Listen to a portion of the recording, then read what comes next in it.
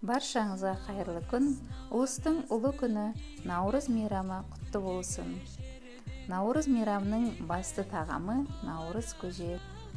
Ол 7 түрлі тағамнан дайындалады.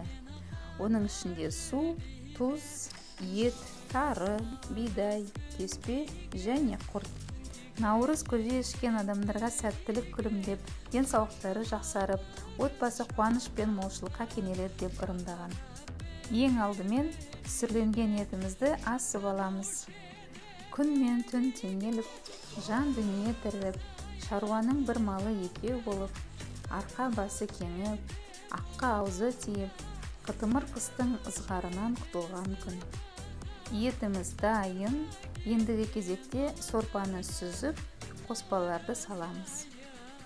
Достар, менің каналыма тіркеліп, лайк басып, комментарий қалдырыңыздар. Егер де сізде бидай жармасы болмаса, оның орнына геркулес салсаңыз болады. Қайнап тұрған сорпамызға ең алдымен бидайдың жармасы мен тарыны саламыз, абайлаймыз.